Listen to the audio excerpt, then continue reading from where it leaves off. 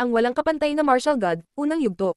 Kabanata 2266, Pagbabalik sa Moon Palace. Sa Animal World, ang damit ni Linfang ay kumakaway sa hangin sa tuktok ng isang bundok. Tumingin siya sa malayo at nakita niya ang isang daos na pari. Tumiti siya ng mapait. Bata, hindi masama. Hindi ko na makita kung gaano kakalakas. Kaya pala, pinalaki kita. Sabi ni Yandy, na masayang nakatingin kay Linfang. Bukod sa matandang lalaki ng Animal World, si Yandy lang ang nakakaalam na si Linfang ay isang forbidden person. Kahit na curious siya at hindi niya maintindihan ang ibig sabihin nito ay hindi niya ito masyadong pinag-isipan. Matandang kaibigan, kasing humble ng dati, nakikita ko. Tumiti si Linfang. Tumanggo siya kina Yandy at Fu Hei. Napatingin din siya sa grupo ng mga tao sa likod ni Yandy. Kahit na walang gaanong tao, lahat sila ay napakatanda na, at lahat sila ay nag-aral ng rebirth scriptures. Malakas talaga sila. Tumingin si Yandy kay Linfang at sinabi, "Pinabalik mo ako para lumaban sa Moon Palace. Alam mo ba kung sino ang sumusuporta sa Moon Palace? Totoo ba ang mga kwento tungkol sa Three Lives Great Emperor?" Tanong ni Linfang. Noon, sa Zuyu, nabasa ni Linfang ang salitang Goddess, Empress Zi's Brave. Sinabi ni Yandy na ninakawan niya ito at pagkatapos ay hinabol siya, ngunit hindi niya ibinunyag ang lahat, alam ni Linfang. Siyempre, si Yandy ay dating prinsipe ng Celestial Evolution Holy Clan, at noon ay winasak ng Three Lives Emperor ang Celestial Evolution Holy Clan. Ang kanilang relasyon ay komplikado. Pinahal siya ng Three Lives Emperor, totoo iyon. Sabi ni Yandy na tumatango. Nalutas ang unang misteryo. Mahal niya siya. Gaano kalakas ang Three Lives Great Emperor? Tanong ni Linfang. Walang sino man ang maaaring maging mas malakas sa mundong ito. Sabi ni Yandy ng mahinahon. Nagsimulang tumibok ang puso ni Linfang. Sobrang nakakatakot ang Three Lives Great Emperor. Nakita ko, kaya bakit namatay si Empress Shi noong nawasak ang Moon Palace? Tanong ni Linfang. Dahil kinamumuhian ni Empress Shi ang Three Lives Emperor. Sagot ni Yandy. Hindi siya kailanman hihingi ng tulong sa kanya. Umaasa siya na balang araw malalampasan niya siya at papatayin siya. Tumibok ang puso ni Linfang. Isang hindi kapani-paniwalang kwento. Ngunit walang pakialam si Linfang. Ang alam lang niya ay kailangang sirain ang Moon Palace. Kaya, kung ang Three Lives Emperor ay hindi magpapakita, ang Moon Palace ay mawawasak. Sabi ni Linfang na walang pakialam. Pinapunta rin kita para humingi ng isang bagay. Handa na, sabi ni Yandy, na nagbigay ng Jade Talisman kay Linfang. Inilagay ni Linfang ang kanyang makajos na kamalayan sa loob at sinulyapan si Yandy. Naiintindihan ng taong ito si Linfang. Ang anteng-anteng ay naglalaman ng rebirth scriptures. Alam na niyang gusto ni Linfang na hilingin sa kanya ang mga ito. Matandang kaibigan, maraming salamat. Tumiti si Linfang. Kahit na minsan nakakainis si Yandy, siya ay hindi kapani-paniwalang mapagbigay. Ang rebirth scriptures ay mahalaga kay Linfang. Kailan ka magiging handa sa pag-atake? Tanong ni Yandy. Dahil handa na tayong lahat, bukas. Dapat sirain ang Moon Palace. Mahinahong sabi ni Linfang. Nakatingin siya sa malayo. Malamang nasa Moon Palace si Zinye. Iniisip niya kung ano ang gagawin kay Empress Shi. Tumanggo si Yandy. Mabilis na lumipas ang isang araw. Ang malapad na Celestial Ancient City ay tila mapayapa at kalmado gaya ng dati. Walang nangyari. Gayunpaman, 100 liang layo mula sa Ice Moon Lake, lumitaw ang isang grupo ng mga tao na nakasuot ng itim na damit. Lahat ng mga taong iyon ay nakasuot ng maitim na damit at walang nakakakita sa kanilang mga mukha. Mukha silang mahiwaga, ang kanilang chi bestial at makapangyarihan. Naghihintay sila. Kasabay nito, sa mga pavilion sa itaas ng Ice Moon Lake, maraming mga dalagang sumasayaw at mga binata na nanonood sa kanila. Maging ang mga babae na hindi taga Moon Palace ay mukhang maganda. Lahat ng lalaki doon ay nakatingin sa mga babaeng iyon. Lahat sila ay namumukod-tangi at kaakit-akit. Bakit ang daming tao ngayon? Tanong ng isang tao sa isang bangka. Ang ilang celestial na babae mula sa Moon Palace ay darating, kaya palaging mas maraming lalaki kapag sila ay nagpapakita. Alin? Kunti lang. Ang swerte natin na makikita natin sila. Mukhang naiinip ang karamihan. Ang celestial na kababaihan ng Moon Palace ay lubhang sikat sa kanilang kagandahan. Hindi napansin ng mga tao na may dumating na binata, nakatingin sa lawa. Sa mga pavilion, sumasayaw pa rin ang magagandang babae. Noong narito siya, iniwan siya ng mga Diyos.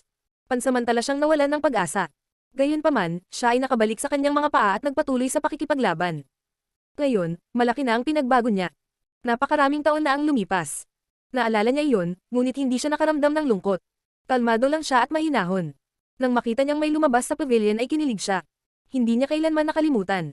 Isang madamdaming gabi, isang mag-asawa sa loob ng 100 araw, napakagandang alaala.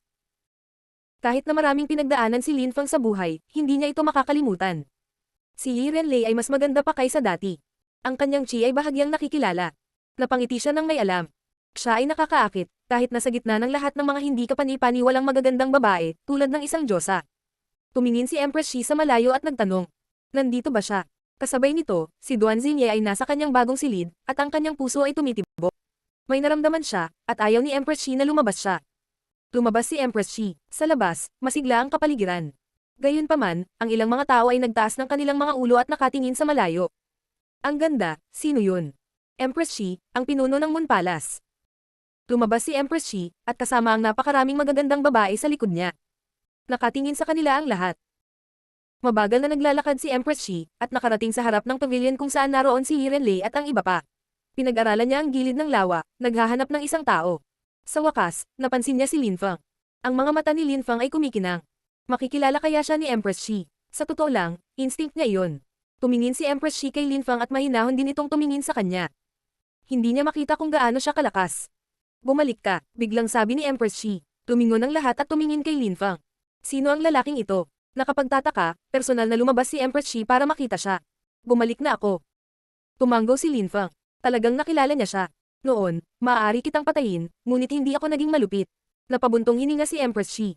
Hindi niya alam kung bakit hindi niya ito pinatay. Alam ni Lin Feng na tama siya, ngunit sinabi niya. Na mismo ang iyong pagkakataon. Ngayon, hindi ka na magkakaroon ng pagkakataon kailanman. Ganoon ba? Tanong ni Empress Shi. Nakatago ang kanyang cultivation level. Hindi niya alam kung gaano siya kalakas. Sa loob ng 20 taon, naging sapat kaya si Lin Feng para makipagkompetensya sa kanya. Sa likod ni Empress Shi, tumibok ang puso ni Yirenlei. How familiar a voice, her heart started pounding. Siya ba iyon?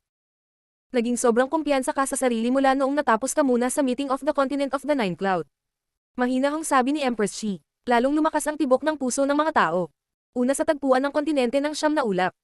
10 taon bago, sa nangungunang tatlo sa pagpupulong ng kontinente ng Siyam na Ulap, 2 cultivator ay mula sa rehiyon ng madilim na gabi, ang isa ay mula pa sa malalawak na Celestial Ancient City, at ang isa ay namangha sa malapad na Celestial Ancient City sa ilang punto ng kanyang buhay. Ang isa sa kanila ay iniwan ng mga Diyos noon sa tabi ng lawa.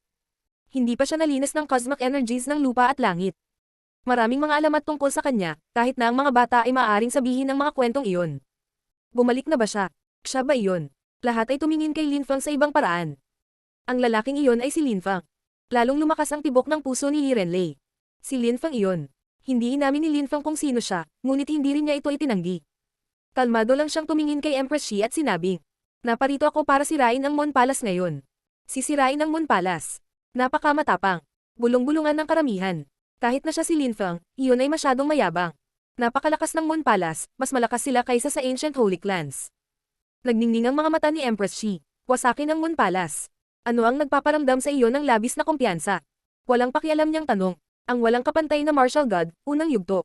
Kabanata 2267, ang hitsura ng Heaven Clan. Binalik ni Lin Feng si Empress Shi ng mahinahon. Alam niyang isinuko na ni Empress Shi ang lahat, namatay at tinatakan ang sarili sa Three-Limbed Scriptures. Siya ay matigas ang ulo. Hindi niya kusang loob na lansagin ang Moon Palace. Isang malakas na hangin ang nagsimulang umihip. Lumitaw ang mga tao sa abot-tanaw. Naging mapang-api ang kapaligiran. Celestial Evolution Holy Clan. Nagulat si Empress Shi. Nakita niya si Yandy, kumikinang ang kanyang mga mata, at sinabing, sa palagay mo ay maaaring sirain ng ilang lumpo ang Moon Palace. Ang Moon Palace ay mawawala sa malawak na Celestial Ancient City. Sabi ng matandang lalaki ng Animal World sa di kalayuan. Tumitaw din ang isang grupo ng mga nakakatakot na hayop. Animal World, hindi ka ba natatakot sa mga kahihinatnan? Malamig na tanong ni Empress Shi. Natunaw ko ang mundo ng hayop, malaya na ako at hindi napipigilan ngayon. Walang pakialam na sabi ng matanda. Nagulat si Empress Shi, naputol ang mga tunog ng pagbaril sa hangin, at mas maraming tao na nakasuot ng itim na damit ang lumitaw. Ang kanilang chi ay makahayop. Sila ay mga nakakatakot na malalakas na hayop, kabilang ang ilang Celestial Imperial Beasts, ang kanilang chi ay nakakatakot. Sino ang maaaring makipagkompetensya sa kanila? Nakakatakot na hukbo. Dahil nauna si Lin Feng sa meeting of the Continent of the Nine Clouds, 3 maimpluwensyang grupo ang sumang-ayon na tulungan siyang sirain ang Moon Palace. Ito ang araw ng paghuhukom ng Moon Palace. Nang makita ito ni Empress Shi, nanatili siyang tahimik. Ang mga celestial na babae ng Moon Palace ay nakatitig kay Lin Feng, lalo na si Yirenlei. Naalala niya ang mga araw na nag-iibigan sila sa nyebe. Si Lin Feng ay matigas ang ulo at matigas ang ulo noon. Ngayon, napakalaki ng pagunlad niya. Wala pang 20 taon, naging napakalakas niya kaya't nakarating siya sa harap ng Moon Palace kasama ang isang hukbo, napakadomin. Malaki ang pinagbago ni Lin Feng. Siya ngayon ay mukhang kalmado, malayo, at may tiwala sa sarili. Pumunta ka at patayin siya. Malamig na utos ni Empress Shi. Agad na tumakbo ang ilang celestial na babae para patayin siya. Lahat sila ay mga Great Emperor na, at lahat sila ay may alam na maraming nakakatakot na sinaunang kasulatan, mga spelling, mga kasanayan, at mga pamamaraan, at lahat sila ay mayroon ng sariling daw. Pinalibutan ng kanilang chi si Linfang. Tahimik na tiningnan ni Linfang ang mga babaeng iyon. Naabsorb niya ang lahat ng daw na nakapaligid sa kanya. Naramdaman iyon ng mga babae, at nagulat sila. Ngayon, nararamdaman din nila ang nakakatakot na lakas sa katawan ni Linfang. Asar. Agresibong sabi ni Linfang. Naglabas siya ng nakakatakot na lakas ng daw na kumulog, ang kanyang boses ay may dalang sumasabog, sinaunang lakas. Agad niyang winasak ang kanilang mga pag-atake at nasugatan sila. Nanginginig ang lahat, lalo na nang makita nilang umuubo ng dugo ang Celestial Women ng Moon Palace. Mukha silang mahina sa harap ni Linfang. Maraming lalaki ang gustong maghiganti sa kanila, at salakayin si Linfang. Ang mga hiyawan ay patuloy na kumalat sa hangin. Sunod-sunod na bumagsak ang mga babaeng makalangit mula sa langit, ang kanilang mga mukha ay kasing putla ng mga papel. Hindi nila kayang makipagkompetensya kay Linfang. Siya ay napakalakas, at madali niyang mapatay ang mga ito. Malamig na tiningnan siya ni Empress Shi. Napagtanto niya na ganap na nagbago si Linfang. Siya ay napakalakas na ngayon, hindi na isang mahinang bata. Ayon sa mga sabi-sabi, 10 taon pagkatapos ng meeting of the Continent of the Nine Clouds, si Chu Chunqiu ay nagsasanay ng cultivation sa Supreme Animal World. Siya ay talagang nagsasanay, at ngayon siya ay naging isang Celestial Emperor. Ngayon si Linfang, ang unang emperor ng kontinente ng Siyam na Ulap, ay naging isang nakakatakot na manlalaban. Bulong ng maraming tao matapos makita ang kanyang boses na atake. Hindi lang siya bumalik na may kasamang makapangyarihang hukbo, naging napakalakas din niya. Isang nakakatakot na chi ang lumabas mula sa Moon Palace. Maraming tao ang bumangon sa hangin, ang kanilang mga enerhiya ay umaalingaw habang sila ay pinakawalan. Ang kanilang chi ay kahanga-hanga, lalo na kay Chu the Insane. Siya ay inapon ni Haring Chu, isa sa 2 pinakatanyag na henyo sa kasaysayan ng Chu clan. Kung hindi siya nabaliw, hindi siya makokontrol ng Moon Palace. Ngunit hindi na ito mahalaga ngayon, dahil nalampasan na ni Chu Chunqiu ang Chu clan ang baliw sa ngayon. Ang Moon Palace ay palaging may mga mahuhusay na individual na nagtatago. Malakas talaga yung mga yon. Lahat sila ay Celestial Emperors, at least. Sila ay kontrolado ng Moon Palace, wala silang paraan upang palayain ang kanilang sarili. Pinamahal kong mga kaibigan, kung tutulungan mo kami ngayon, ang Moon Palace ay magbibigay sa iyo ng maraming sinaunang kasulatan, at hahayaan din namin kayong magpakasal sa aming mga celestial na babae. Mahinahong alok ni Empress Shi sa sandaling iyon. Napukaw agad ang maraming lalaki. Gayunpaman, laban sa mga nakakatakot na cultivator, walang magagawa ang mga ordinaryong tao. Ito ay nasa pagitan namin ng Moon Palace, Linfang. Kung may tumulong sa kanila, papatayin ko sila kaagad. Mahinahong sabi ni Linfang. Umikot ang kanyang chi sa paligid niya.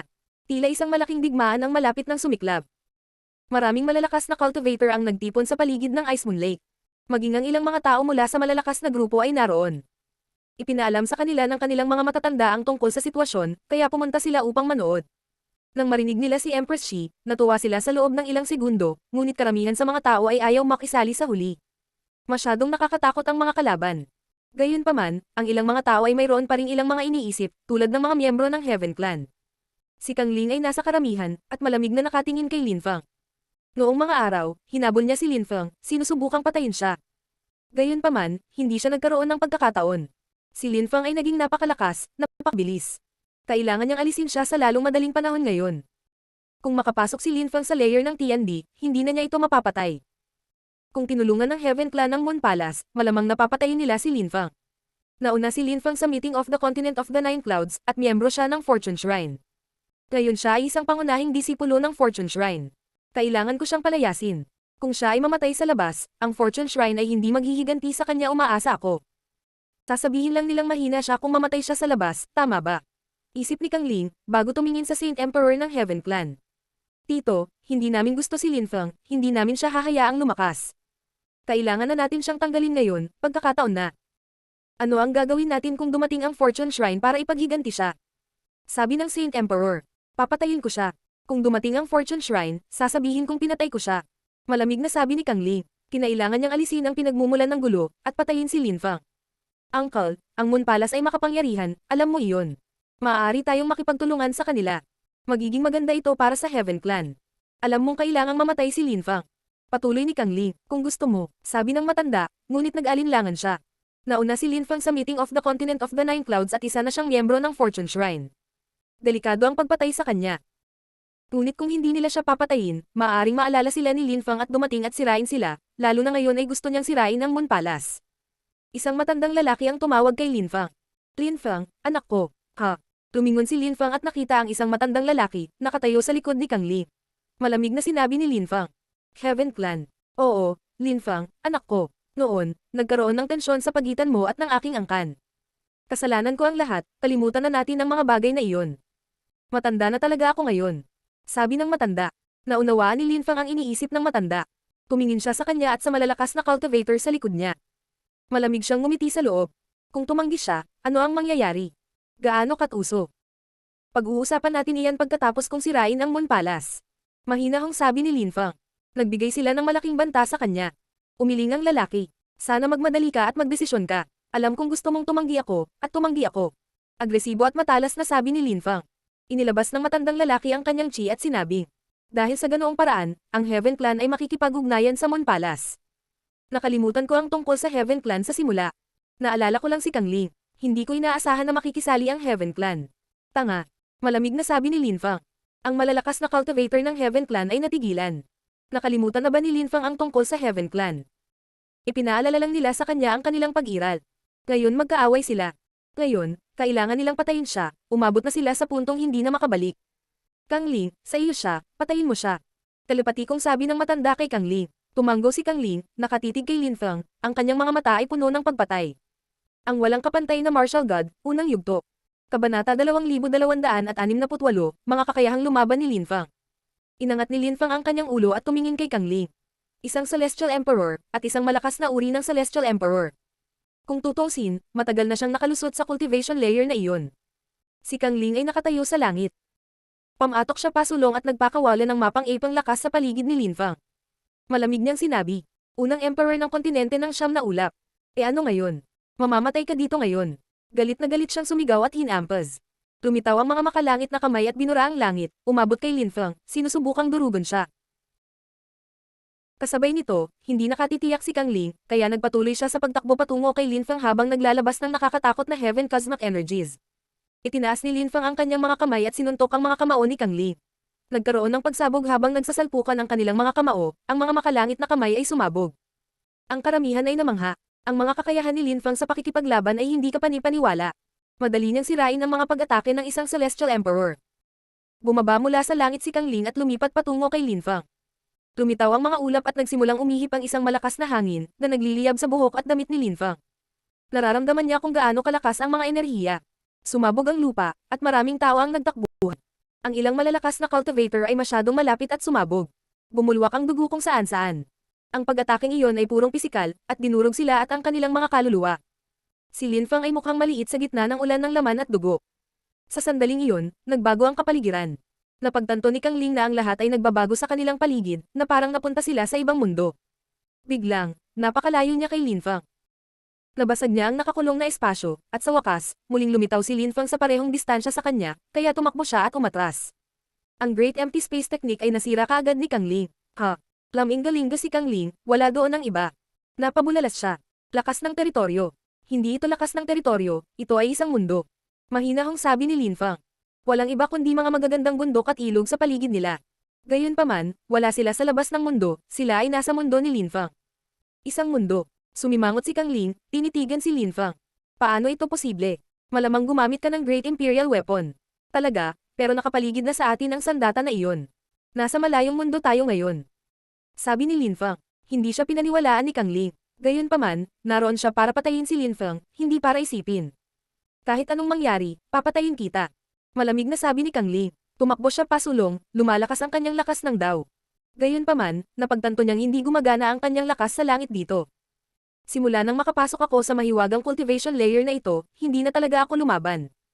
Tignan natin kung ano iyon. Mahinahong sabi ni Lin Fang. Sa paligid niya, walang espiritu, walang anino, tanging lakas na nagsimulang mamuo.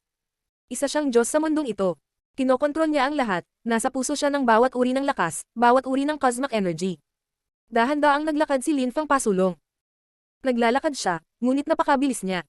Nakadama si Kang Ling ng isang nakakatakot na lakas. Dahil ako ay nag-level up at nakalusot sa mahiwagang cultivation layer na ito. Nagkaroon ng Di Chi layer pagkatapos ng Wang Chi layer, hindi ba? Hindi alam ni Lin Fang kung ano ang ibig sabihin ng pagiging isang forbidden person. Wala siyang cultivation level. Hindi siya sigurado, hindi niya lang maipaliwanag. Ang kanyang daw, gayunpaman, sa wakas ay naging kompleto na. Naglalaman ito ng lahat ng uri ng lakas, lahat ng uri ng cosmic energies, ang lakas ng 10,000 bagay ng paglikha. Para siyang Diyos sa mundo niya. Dahan-daang naglakad si Lin Fang at biglang nawala. Nagsimulang tumibok ang puso ni Kang Ling. Pagkatapos noon, may lumitaw na anino at lumaki sa harapan niya. Isang kamao lamang ang kanyang nakitang gumagalaw patungo sa kanyang ulo, naglalaman ito ng lakas ng Death Sword pati na rin ang lakas ng pagmumura at Soundwave. Nawalan ng pag-asa si Kang Ling. Hindi.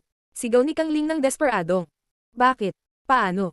Paano ito posible? Pinagsama ni Kang Ling ang isang nakakatakot na lakas ng heaven daw sa kanyang kamao, sumasabog laban sa papasok na puwersa. Si Lin Fang ay nawala na, at ang pag-atake ni Kang Ling ay agad na naputol. Namutla ang mukha niya nang pumasok ang takot. Nakalimutan niya kung paano lalaban sa sandaling iyon. Nakalimutan pa niyang isa siyang Celestial Emperor. Sa totoo lang, kahit na nakalusot si Lin Fang, limitado pa rin ang bilis kung saan siya lumakas. Bago makapasok, madali niyang mapatay ang mga Celestial Emperors, at pagkatapos, ang kanyang cultivation ay naging mas matatag at siya ay naging bahagyang mas malakas. Ngayon, siya ay halos kasing lakas ng isang cultivator sa tuktok ng layer ng TND. Siyempre, bukod sa kanyang mga pag-atake, tumaas din ang katawan ni Lin Fang at ang kanyang espesyal na lakas. Sa kanyang panaginip, siya ay binomba ng madilim na kidlat. Mayroon siyang espesyal na uri ng lakas sa kanyang katawan ngayon, at ginamit niya ito noong inatake siya ng mga Celestial na babae. Bilang karagdagan, ang kanyang pisikal na lakas ay hindi kapanipaniwala pa rin, mayroon din siyang pisikal na lakas ng isang Celestial Emperor. Kahit na si Lin Fang ay walang cultivation level, ang kanyang lakas ay may kukumpara sa lakas ng isang taong may lakas sa tuktok ng TND layer. Sa ganoong lakas, madali niyang mapatay si Kang Ling. Ang isa pang nakakatakot na lakas ay binomba si Kang Ling, siya ay binasag ng malupit palayo. Gayunpaman, muling lumitaw si Lin Fang sa kanyang harapan. Nang makita ni Kang Ling kung gaano kalmado si Lin Fang, lalo siyang natakot. Akala ko ba talagang papatayin mo ako? Mahinahong sabi ni Lin Fang. Ang kanyang boses ay umalangaw sa ulo ni Kang Ling. Ipapakita ko sa iyo kung ano ang lakas. Ang mga nakakatakot na ilaw ay lumitaw at lumipat patungo kay Kang Ling. Umuungot. Galit na sigaw ni Kang Ling. Siya condensed mas langit lakas, ngunit hindi niya kontrolin ang lakas doon. Naglabas siya ng lakas hanggat kaya niya, naging isang nakakatakot na ulap ng daw. Gumalaw si Lin Fang ng kasing bilis ng kidlat, itinaas ang kanyang kamao at namumuo ng lakas dito.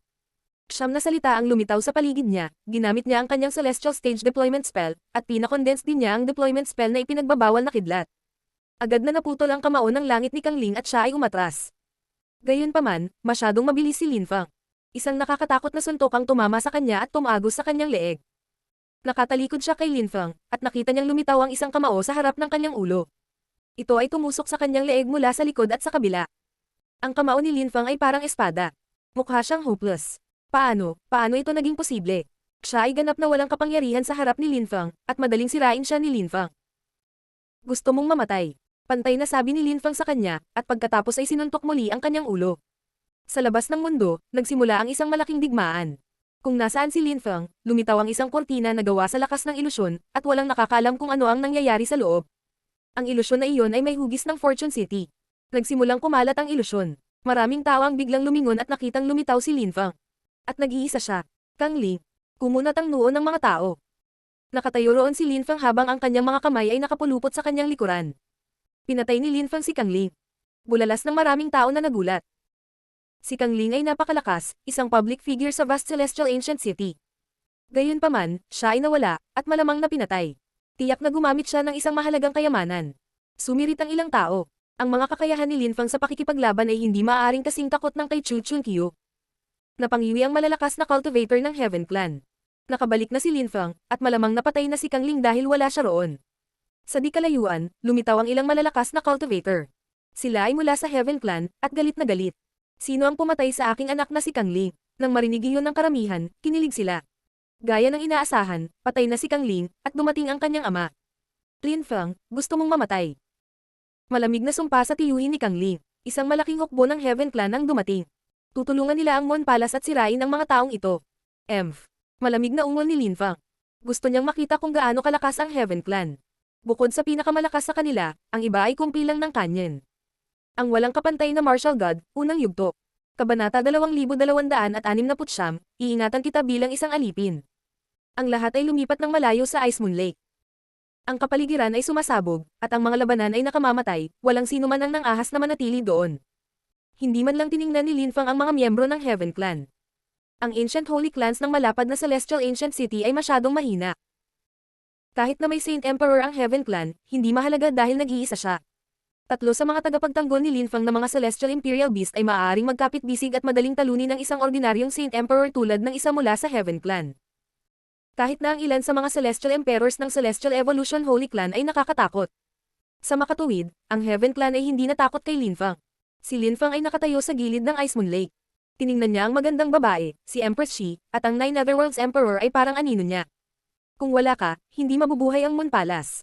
Mahinahong sabi ni Lin Fang kay Empress Shi. Pinakawalan niya ang chi sa napakalakas na pulso. Ang Nine Netherworlds Emperor ay tumalon sa harap ni Empress Shi nang walang pag-aalinlangan. Good heavens, ang Nine Netherworlds Emperor. Noong araw, medyo sikat kami. Pareho kaming namatay minsan, at ngayon, dito kami nagkita muli. Tingnan natin kung sino ang naging mas malakas sa pagitan mo at sa akin. Mahinahong sabi ni Yandy. Pareho silang namatay noong nakaraan, lalo na ang Nine Netherworlds Emperor. Kung wala ang Rebirth Scriptures, magiging Fred na lang siya ng kamalayan. Ang Nine Netherworlds Emperor ay tumingin kay Yandy, ang source of the Nine Netherworlds ay lumitaw sa kanyang mga mata. Sinimulan niyang kantahin ang Nine Netherworlds song, pinalibutan ng soundwave si Yandy, isang malaking araw ang lumitaw sa likod ni Yandy, nakasisilaw at nakakapasong mainit. Nagsimulang mag-alab ang lakas ng Nine Netherworlds. Ang Nine Netherworlds Emperor at Yandy ay lumipat patungo sa isa't isa. Ang tubig ng Ice Moon Lake ay kumulo sa ilalim nila. Napakabilis, tanging sina Lin Fang at Empress Shi lamang ang naiwan sa lupa. Empress Shi, ninakaw mo ang asawa ko. Itatago kita bilang isang alipin, ito ay magiging malalim na pag-ibig sa pagitan mo at sa akin. Pantay na sabi ni Lin Fang. Lumipat ang mukha ni Empress Shi. Isang cold chi ang pumuno sa paligid niya, walang emosyong kapangyarihan ng Dao, at lumipat patungo kay Lin Fang. Ang bastard na ito ay nang-ahas na sabihin na gusto niyang panatilihin siya bilang isang alipin para sa malalim na pag-ibig. Ipakita mo sa akin kung malakas ka para kausapin ako. Malamig na sabi ni Empress Shi. Napatalon siya, at walang emosyong lakas ang nawala. Naramdaman ni Lin Fang ang kanyang walang emosyong lakas, at biglang nakaramdam ng lamig.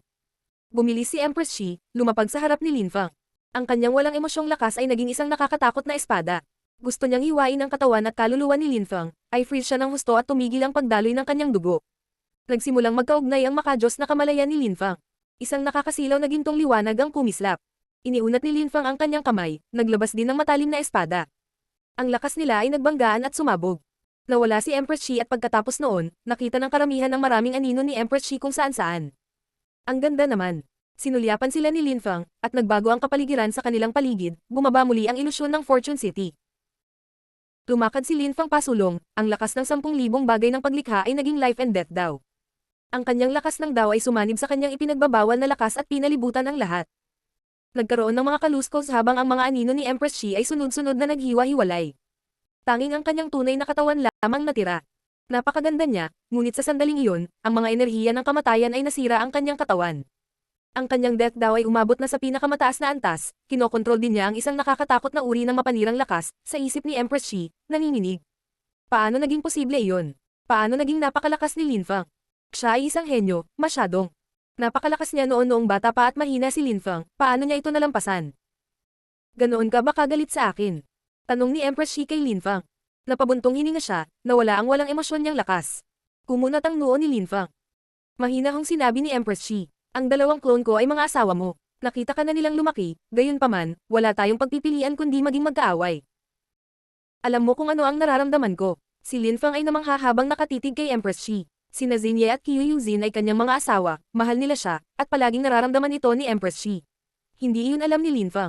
Dahan-daang bumaba sa lupa si Empress Shi. Biglang, nakita ni Lin Fang sina Xinye at Qiu Yuzin, dalawang ilusyon. Nag-aral ka ng Freelived Scriptures, dapat alam mo na kung ano ang naranasan nila, naranasan ko rin. Ayokong maging kaaway mo, alam mo ba? Sabi ni Empress Shi kay Lin Fang. Tumanggo si Lin Fang, naramdaman niyang may nararamdaman siya. Tiningnan ni Empress Shi ang mukha ni Lin Fang, may impresyon siyang asawa niya rin ito. Sa sandaling iyon, lamambat ang puso ni Lin Fang. Muntik na niyang makalimutan na galit siya sa kanya. Gayunpaman, sa sandaling iyon, nakaramdam siya ng panganib. Isang nakamamatay na walang emosyong lakas ang bumaril sa kanya, parang isang matalim na espada. Gayunpaman, nakikita pa rin niya ang pagmamahal sa mga mata nito. May mali. Emosyon daw. Nagulat si Lin Fang, alam ni Empress Shi ang parehong walang emosyon at emosyon na si Dao. Isang nakakatakot na walang emosyong lakas ang bumagsak sa katawan ni Lin Fang. Ngunit biglang nagbago ang mukha ni Empress Shi, dahil napagtanto niyang napakatigas ng katawan ni Lin Fang. Ang kanyang enerhiya ay hindi makatusok sa kanyang balat. Si Lin Fang ay nagkaroon ng gintong cosmic energies. Kailan ka nag-aral ng gold-type cosmic energies?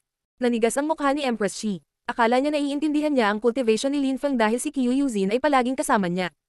Alam niya ang kanyang mga kahinaan. Sa makatuwid, isinuko na niya ang emotionless daw at nag-aral ng emotion daw. Noong una, hindi sinasadya, dahil mahal talaga siya nito. Matino at determinado si Lin Fang. Nararamdaman pa rin niya ang emosyon nito, ngunit peke iyon. Dahil doon, nagkaroon siya ng pagkakataong umatake. Hindi man siya nawasak ng lakas, basta't makatusok ito sa kanya, ayos lang iyon, ngunit hindi. Ang mga gintong cosmic energies ay halos hindi masisira, ngunit bakit alam ni Lin Fang ang mga gintong cosmic energies? Naiintindihan ko ang cosmic energies ng 5 elemento. Mahinahong sabi ni Lin Fang. Hinawakan ng kanyang mga kamay si Empress Shi, at niyakap niya ito. Naglabas siya ng napakatinding mapanirang lakas ng kamatayan at ipinagbabawal na lakas, na tumagos sa kanyang katawan. Na-freeze ang mukha ni Empress Shi. Hindi siya naglakas loob na gumalaw. Bitawan mo ako. Sigaw niya. Hindi niya akalain na mabibigo siya ng ganito kalungkot.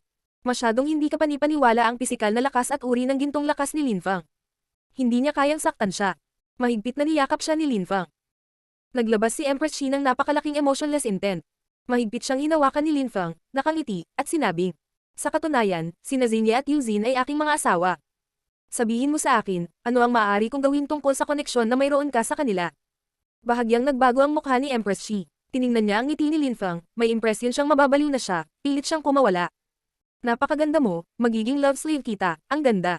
Nakangiting sabi ni Lin Fang. Sinimulan niyang halikan ang bibig ni Empress Shi. Natulala siya, namumutla ang mukha niya. Namilog ang kanyang mga mata nang walang magawa. Mamamatay ka, galit na sigaw niya. Nagpakawala siya ng nakakatakot na chi, ngunit tinugon ni Lin Fang ang napakalaking lakas ng kamatayan na nagpabalik sa kanyang katino. Nagkamali siya, naglabas siya ng lakas ng emosyon, huli na para magsisi. Alam mo lahat ng nangyari sa pagitan naming mag-asawa. Itatago kita bilang isang alipin ng paibig. Sabi ni Lin Fang, walang pusong nakangiti. Natakot si Empress Shi, bamulong siya. Subukan at maglakas loob. Bakit hindi ako maglakas loob? Sabi ni Lin Fang, ikaw ay magiging aking mahal na alipin. Sa ganoong paraan, hindi mo ako magagawang iwan ang mga asawa ko, dahil tatabi ka sa akin na parang isang mabuting babae. Kung maglakas loob kang hawakan ako, papatayin kita. Sabi ni Empress Shi, na nagpakawala ng higit na walang emosyong chi. Gayunman, gusto mo bang iwan ako? Malamig na tanong ni Lin Fang. Dadalhin muna kita sa aking mundo. Gagawin ko talaga ang sinabi ko. Pagkatapos noon, lumitaw sila sa ibang mundo.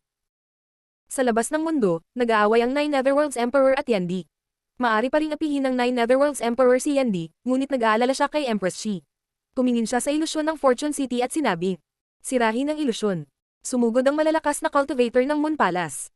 Gayunpaman, maaaring pigilan sila ng malalakas na cultivator ng Animal World at ng Celestial Evolution Holy Clan. Pinalibutan nila sila, ngunit sa sandaling iyon, nawala ang ilusyon. Ang walang kapantay na Martial God, unang yugto. Kabanata 2270, nalansag ang Moon Palace. Pinanood ng karamihan ang pagkawala ng ilusyon ng lungsod, at muling lumitaw si Lin Fang. Nag-iisa si Lin Fang, nawala si Empress Shi. Okay, lahat ay maaaring maghiwa-hiwalay. Sabi ni Lin Fang na walang pakialam. Tumigil ang lahat sa pakikipaglaban. Maraming malalakas na cultivator ang tumingin kay Lin Fang. Napatay ba ni Lin Fang si Empress Shi? Kung wala si Empress Shi, mabubuhay kaya ang Moon Palace? Isang nakatatakot na lakas ang dumaan Lin Fang. Pinalibutan siya ng sky-absorbing strength, binaril ni Chu the Insane si Lin Fang. Malamig na ungol ng matanda ng Animal World at tumalon sa harapan niya, nagkabanggaan sila. Kasabay nito, isang malakas na cultivator ng Celestial Evolution Holy Clan ang tumalon, at pinalibutan nila ang baliw na Chu. Ang Nine Netherworld Song ay umalangaw sa utak ni Lin Fang. Isang pares ng itim na mata ang nakatitig sa kanya.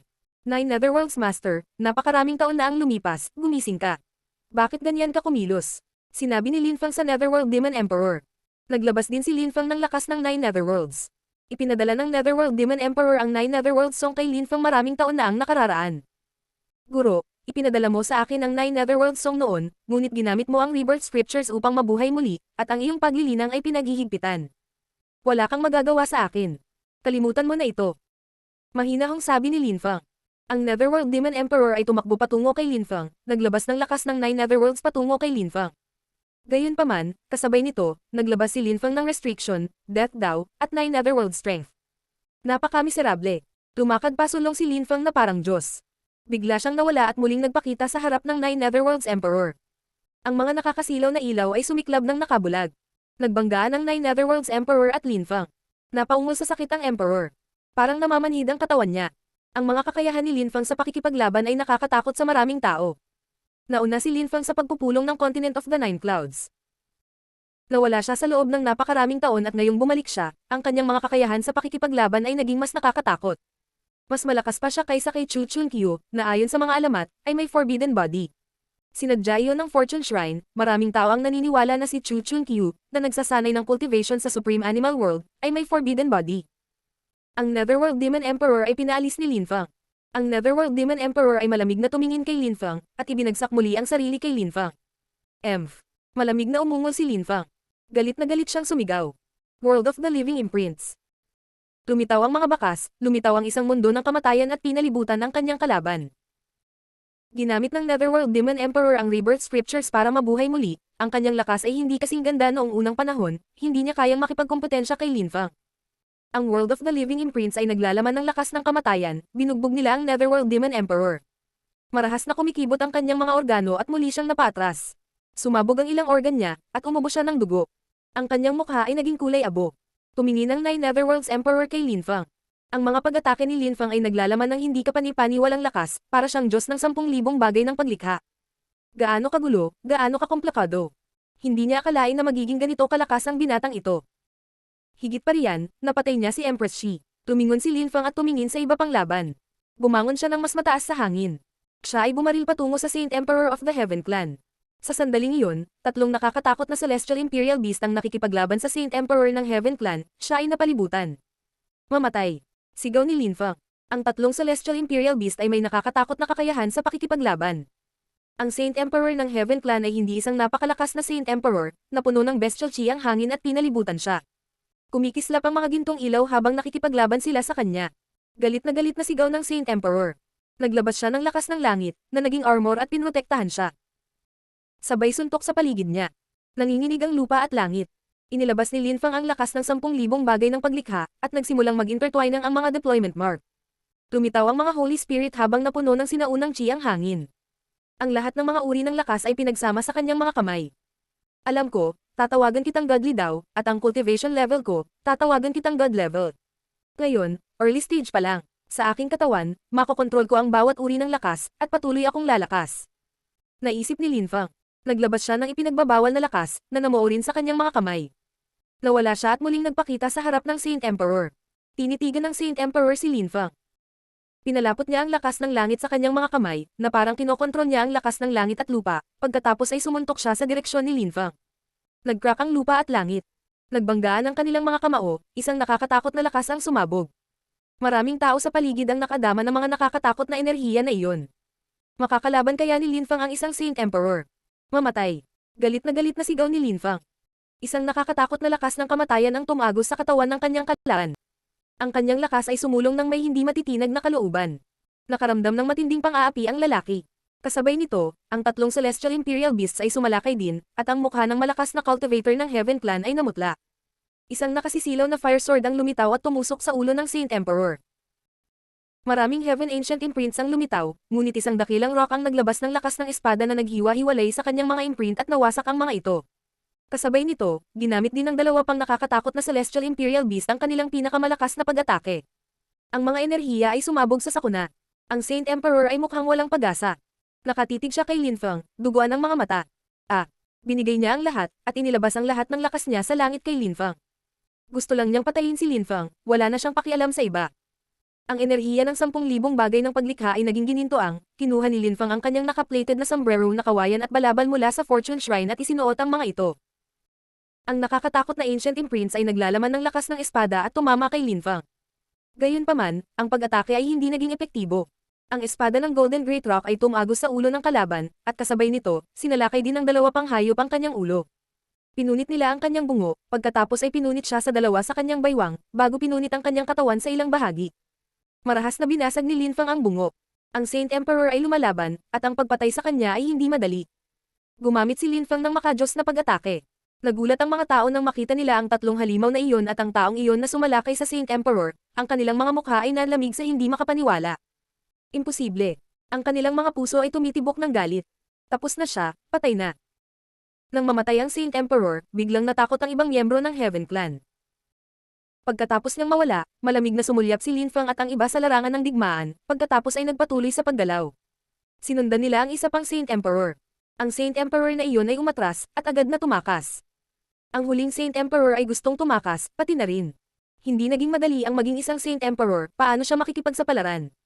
Dalawang Saint Emperors ang tumatakas. Ang labanan ay naging mas madali at mas madali.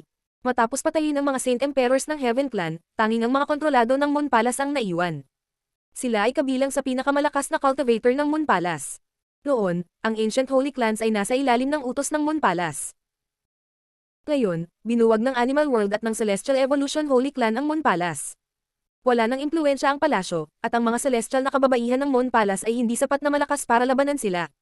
Si Lin Fang ay nakatayo sa kalangitan, tumingin siya sa mga celestial na babae at sa iba pa at sinabi. Mayroon kang oras na kailangan para magsunog ng Just Stick para umalis. Wala na ang Moon Palace. Itinaas ni Renlei ang kanyang ulo at tumingin kay Lin Fang. Noon, kapag nandito siya sa tabi ng lawa, mukha siyang walang pag-asa. At ngayon, nadismantle na niya ang Moon Palace. Naglakad si Lin Fang patungo sa Moon Palace, inilabas ang kanyang makajos na kamalayan at sinisiyasat ang bawat sulok nito. Ang kanyang silweta ay kumikislap, at napakabilis, nahanap niya ang pangunahing palasyo. Binuksan niya ang lahat ng kwarto at mabilis na nakita ang isang magandang babae. Lin Fang. Si Duan Xinye ay namangha nang makita siya. Namula agad ang mga mata niya, medyo malabo ang paningin niya. Sa wakas, narito na ang figurang nakita niya sa kanyang panaginip. Xinye, kumislap ang silwete ni Lin Fang, agad itong tumalon at hinawakan ang kamay nito. Nalungkot si Xinye, sinabi niya kay Lin Fang. Lin Fang, baka hindi ko na mapigilan ang sarili ko. Hindi. Ikinulong ko si Empress Shi. Sabi ni Lin Fang, hinaplos ang kanyang mga pisngi. Umalis na tayo. Dinala niya si Xinye sa labas. Tumalikod siya at naglabas ng mapanirang lakas, na sinira ang Moon Palaces. Sa labas, tumahimik na ang kapaligiran. Bukod kay Chu the Insane at ilang iba pa, halos umalis na ang lahat. Isang nakakatakot na pag-atake ang tumama kay Chu the Insane, at mas maraming tao ang nakapaligid sa kanya. Galit na galit siyang sumigaw at naging isang sinag ng liwanag, tumakas. Walang pumihil sa kanya na umalis. Kung wala si Empress Shi, wala na ang Moon Palace. Tapos na ang labanan, ngunit ang puso ng nagbabantay ay patuloy na tumitibok ng marahas. Napakaraming nakakatakot na tao ang namatay, lalo na ang malalakas na cultivator ng Heaven Clan. Ito ay naging isang trahedya para sa kanila. Naroon pa rin si Renlei at ang Netherworld Demon Emperor. Sinulyapan lang sila ni Lin Fang, at pagkatapos ay sinabi niya sa kanyang mga kaibigan. Guro, matandang kaibigan, sumama ka sa akin, sisirain natin ang Heaven Clan. Sige. Sang-ayon na sabi ng matanda ng Animal World. Kumaway si Lin Fang, at sinundan siya ng 18 hayop na nakaitim na damit at ang matandang pinuno ng Animal World. Papunta na sila sa Heaven Clan. Ang mga tao sa lupa ay namangha. Nakakatakot, ang Heaven Clan ay mawawasak.